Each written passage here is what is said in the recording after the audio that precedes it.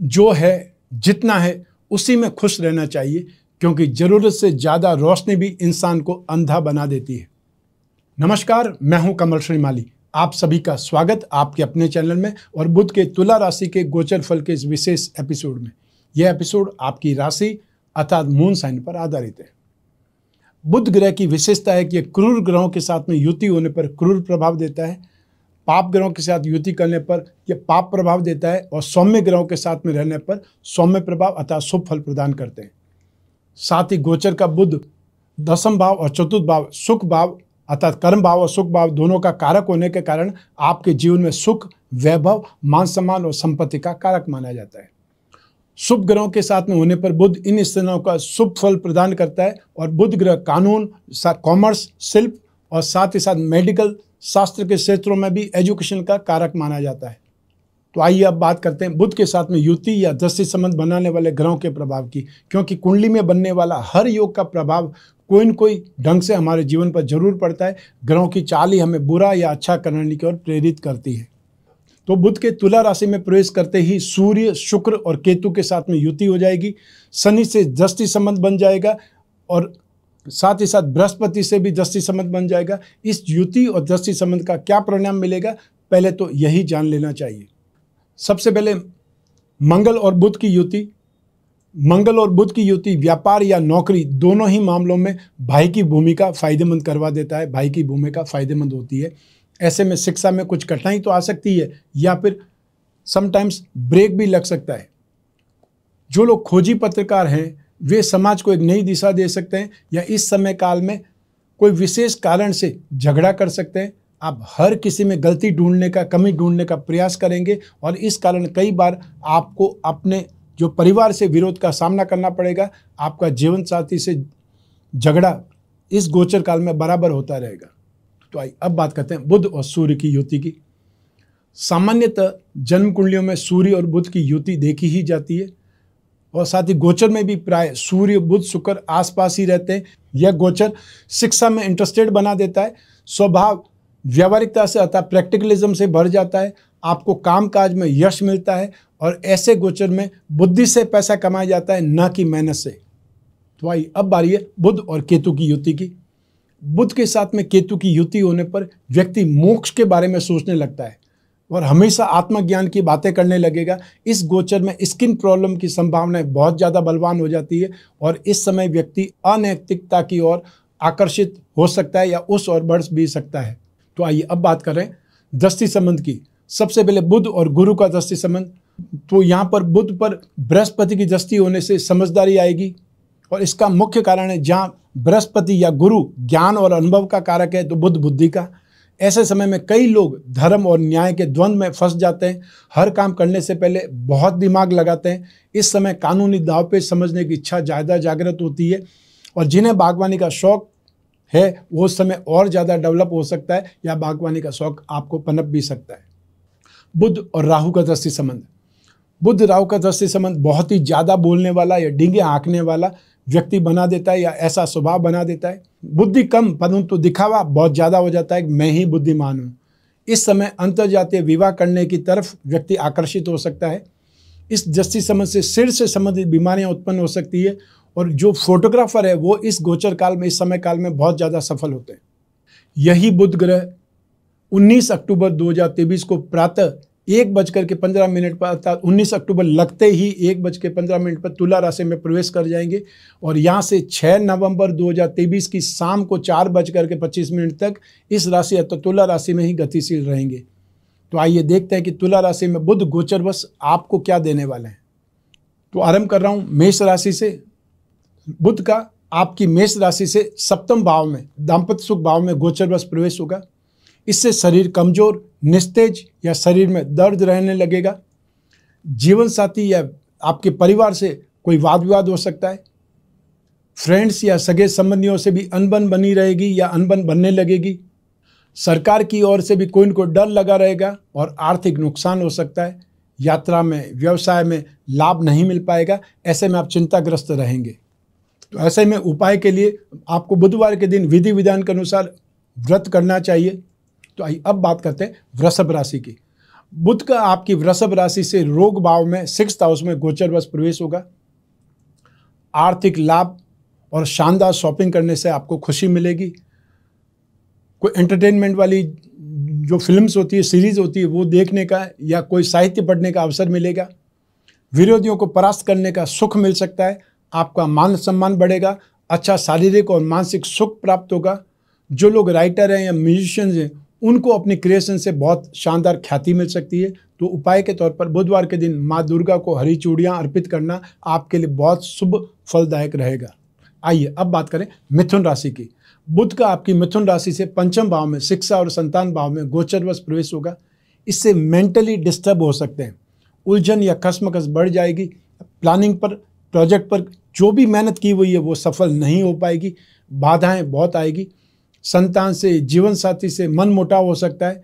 आर्थिक क्षेत्र में समस्याएं आएंगी और यंगस्टर्स की जो भी प्रेम वार्ताएं होंगी तो सही, लेकिन सफल नहीं हो पाएंगी। उपाय के तौर पर नियमित रूप से हर बुधवार के दिन दुर्गा चालीसा का पाठ अवश्य करना चाहिए। आइए अब बात करें आपके लिए कर्क राशि की। बुध का आपकी कर्क राशि से सुख भाव में गोचरवश प्रवेश होगा और इस गोचर में पैसा आप खूब कमाएंगे। आपका कामकाज भी अच्छा चलेगा। माताजी को सुख और आराम मिलेगा। जमीन जायदाद में वृद्धि हो सकती है या कोई विवाद है तो सुलझ सकता है।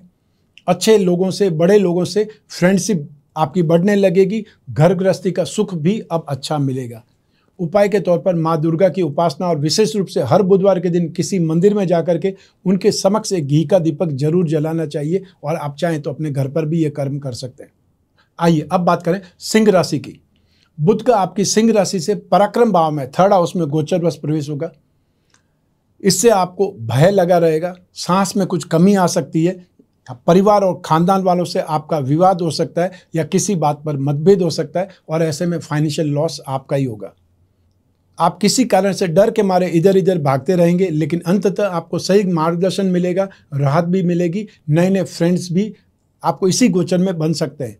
उपाय के तौर पर ओम नमो भगवते वासुदेवाय इस मंत्र का जाप करना शुभ रहेगा। जब भी डर लगे तो इस मंत्र को जाप करें, आपको राहत जरूर मिलेगी। आइए अब बात करें आपके लिए कन्या राशि की। बुध का आपकी कन्या राशि से धन और संपत्ति भाव में 2nd हाउस में गोचरवश प्रवेश होगा। इससे आनंद में वृद्धि होगी। जम करके शॉपिंग होगी। ऑर्नामेंट्स की अर्थात आभूषणों की प्राप्ति हो सकती है। अपनी बोलने के स्टाइल से आप अच्छा पैसा कमा सकते हैं। जो स्टूडेंट्स हैं उनकी शिक्षा में अच्छी उन्नति होगी। अच्छे खाने पीने में इंटरेस्ट बढ़ेगा। संबंधियों से फाइनेंशियल सपोर्ट मिल सकता है। उपाय के तौर पर विष्णु भगवान की पूजा उपासना करें और उन्हें विशेषकर कपूर जरूर चढ़ाएं या उनके सामने कपूर जलाएं। आइए अब बात करें आपके लिए तुला राशि की। बुध का आपकी तुला राशि भाव में ही गोचरवश प्रवेश होगा। इससे दूसरों की निंदा करने में, चुगली करने में, चुगलखोरी में ही समय ज़्यादातर व्यतीत होगा। गलत भाषा या अपशब्दों का प्रयोग आप कर सकते हैं। धन हानि या बंधन का भय भी लग सकता है। छोटे मोटे विवादों के कारण फाइनेंशियली लॉस भी हो सकता है। ऐसे में आपका आदर सत्कार तो कोई नहीं करेगा। या आदर सत्कार जहाँ भी आप जाएंगे वहाँ नहीं होगा। और ऐसे ही समय में, इसी समय में परिवारजनों को भी आर्थिक परेशानियाँ उठानी पड़ सकती है। यात्रा में भी असुविधाएं मिलती रहेंगी। उपाय के तौर पर माँ दुर्गा से संबंधित मंत्रों का जाप करना आपके लिए बहुत शुभ रहेगा। आइए अब बात करें वृश्चिक राशि की। बुध का आपकी वृश्चिक राशि से 12th भाव में 12th हाउस में गोचरवश प्रवेश होगा। इससे आर्थिक संकट या आराम या सुख में कुछ कमी होगी। संबंधियों से अनबन हो सकती है। मन में दुख या संताप लगा रहेगा। वाद विवाद के कारण आपके कामकाज में व्यवधान आएंगे। विरोधियों से अपमान या हार मिल सकती है और कोई कोर्ट केस फाइनल होने वाला ऐसे समय में तो जरूर उसमें परेशानी आने वाली है। सावधान रहना चाहिए। स्वास्थ्य में और शिक्षा में समस्याएं मिल सकती है। उपाय के तौर पर आपको किन्नरों का सम्मान करके उनकी ज़रूरतों का सामान उनको भेंट करना चाहिए। आइए अब बारी है धनु राशि की। बुध का आपकी धनु राशि से लाभ भाव में 11th हाउस में गोचरवश प्रवेश होगा। धनेश और पंचमेश बुध का आपकी राशि से 11वें भाव में गोचर स्वास्थ्य में सुख, फाइनेंशियल गेन और यश की प्राप्ति देगा। फ्रेंड्स और फैमिली मेंबर से अच्छी मेल मुलाकात बनेगी। उनसे सुख मिलेगा, सपोर्ट मिलेगा। संतान प्राप्ति की अर्थात गर्भ धारण होने की खुशखबरी मिलने की संभावना है। शुभ कार्यों में आपकी प्रवृत्ति बढ़ेगी। उपाय के तौर पर विष्णु सहस्त्रनाम या पुरुष सूक्त का पाठ करना बहुत शुभ रहेगा। आइए अब बात करें मकर राशि की। बुध का आपकी मकर राशि से 10th भाव में गोचरवश प्रवेश होगा। कोई नए पद की, नई पोस्ट की प्राप्ति हो सकती है, शत्रुओं की हार हो सकती है, कामकाज में प्रगति की राह दिखाई देगी और इम्प्रूवमेंट होगा। मानसिक सुख शांति के साथ साथ घर परिवार का शानदार सुख भी आपको मिल सकता है। मान सम्मान तो मिलेगा ही, और कामकाज में भी आपको सक्सेस मिलेगी। आपके द्वारा सोसाइटी में जनहित के कुछ कार्य भी हो सकते हैं या आप उनके काम आ सकते हैं। उपाय के तौर पर हर बुधवार के दिन श्री गणपति जी की आराधना करके उन्हें हरी दूर्वा जरूर अर्पित करें। तो गणपति अथर्वशीष का पाठ रोजाना करना और विशेषकर बुधवार को करना बहुत शुभ माना जाता है। आइए अब बात करें आपके लिए कुंभ राशि की। बुध का आपकी कुंभ राशि से नवम भाव, भाग्य भाव में गोचरवश प्रवेश होगा। इससे दुख, पश्चाताप या पीड़ा और सभी कार्यों में विघ्न आने लगेंगे। यात्रा में भी असुविधा या फिर एक्सपेंसेस ज़्यादा होने लगेंगे और हो सकता है कई जगह पर लॉस भी। रुपए पैसे और मान सम्मान की कुछ हानि होना संभव है। भाई बंधुओं से मतभेद, विरोध आपको मिलेगा और आप भी धर्म की कामकाज में या आध्यात्मिकता के कोई कामकाज में, मांगलिक कामों में कुछ न कुछ कमी निकालने का काम करेंगे। धार्मिक जो मांगलिक कामकाज में बुराई करने का प्रयास करेंगे। उपाय के तौर पर बुधवार की प्रातः सूर्योदय से 1 घंटे के भीतर बुध ग्रह के बीज मंत्र का जाप करना चाहिए। ओम बुम बुधाय नमः या फिर ओम ब्राम ब्रीम ब्रोम सह बुधाय नमः। आइए अब बात करें मीन राशि की। बुध का आपकी मीन राशि से अष्टम भाव में, मारक भाव में गोचरवश प्रवेश होगा। इससे आर्थिक लाभ और संतान को सुख और सफलता मिल सकती है। विरोधियों पर विजय मिल सकती है और हर कार्य में सफलता या इससे प्रसन्नता होगी और आत्मविश्वास बढ़ेगा। आपकी आर्थिक और सामाजिक स्थिति में इम्प्रूवमेंट आने लगेगा। उपाय के तौर पर गरीब और जरूरतमंद विद्यार्थियों में आपको किताब, कॉपी, पेन, पेंसिल इन सभी का वितरण करना चाहिए। यह आपके लिए शुभ रहेगा। आइए अब बात करें बुध के कुछ और उपायों के बारे में। नित्य गणपति जी की, विष्णु जी की आपको पूजा उपासना करनी चाहिए। आप चाहे गणपति चालीसा का या विष्णु चालीसा का या गणपति अथर्वशीष का या पुरुष सूक्त का पाठ कर सकते हैं। ओम गंग गणपते नमः ये मंत्र गणपति भगवान का है और ओम नमो भगवते वासुदेवाय ये मंत्र विष्णु भगवान का है। जो आपको उचित लगे, जो आपको अच्छा लगे, सही लगे, इन मंत्रों का आप जाप कर सकते हैं। जो कर्ज में दुखी हैं या कर्ज से पीड़ित हैं, उनको कर्ज से राहत के लिए गणपति भगवान की पूजा अभिषेक करके नित्य दूर्वा चढ़ानी चाहिए और ऋण हरता गणपति स्तोत्र का पाठ भी करना चाहिए। नित्य शालिग्राम भगवान का पूजन करके वहाँ पर तुलसी पत्र चढ़ाएं और उसी तुलसी पत्र का आप सेवन भी कर सकते हैं प्रसाद के रूप में। हर बुधवार को हरे साबुत मूंग, मूंग की दाल, घी या हरा कपड़ा, हरी वस्तुएं, हरी सब्जी, हरे फल, कांसे का बर्तन या कपूर का सूर्योदय से 1 घंटे के भीतर भीतर दान करना विशेष शुभ माना जाता है। और यही दान यदि अश्लेषा, ज्येष्ठा और रेवती नक्षत्र जो बुध के नक्षत्र हैं उस दिन किया जाए तो और भी ज़्यादा सर्वश्रेष्ठ माना जाता है या और भी ज़्यादा सर्वश्रेष्ठ रहता है। अष्टविनायक कवच या 10 अवतार विष्णु कवच या जो सामर्थ्यवान है, दोनों का जो संयुक्त कवच बना करके धारण कर सकते हैं। तो ये था बुध का तुला राशि में गोचर फल।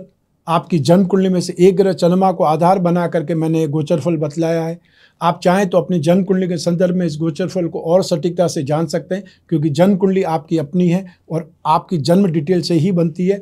जो भी योग है, जो दशा फल है, जो ग्रहों की युतियां हैं या राजयोग है, उन सभी का फल आपको यों का त्यों मिलता रहेगा। सिर्फ इस गोचर की वजह से उस फल में कुछ कमी या कुछ वृद्धि होना संभव है। और यों भी जब जीवन में समस्याएं हो, भविष्य में झांकना हो, कोई बहुत बड़ा डिसीजन लेना हो, तब अपनी जन्म कुंडली का विश्लेषण जरूर करवाना चाहिए। आप चाहे कोई भी देश में रहते हो, कोई भी शहर में रहते हो, अपने घर बैठे हुए ही अपनी जन्म कुंडली का विश्लेषण करवा सकते हैं, वीडियो कॉन्फ्रेंसिंग के माध्यम से, टेलीफोनिक कंसल्टेंसी के माध्यम से। और जो फेस टू फेस मिलना चाहते हैं वो लोग तो जब जब भी शेड्यूल बनता है आपके शहर के आसपास वहाँ पर मिल सकते हैं, और या फिर आप जोधपुर पधार सकते हैं। लेकिन समय लेकर के आना या अपॉइंटमेंट फिक्स करना जरूरी है। जब भी आपको जिज्ञासा हो अपनी जन्म कुंडली विश्लेषण की, स्क्रीन पर दिए हुए नंबर पर संपर्क करके अपॉइंटमेंट फिक्स करना है या फिर व्हाट्सएप नंबर पर मैसेज आपको डालना है। मैं कामना करता हूं कि आप स्वस्थ रहें, प्रसन्न रहें और सुरक्षित रहें। अपना और अपने परिवार का, घर के छोटे छोटे बच्चों का और महिलाओं का, कन्याओं का बहुत ज़्यादा ख्याल रखें।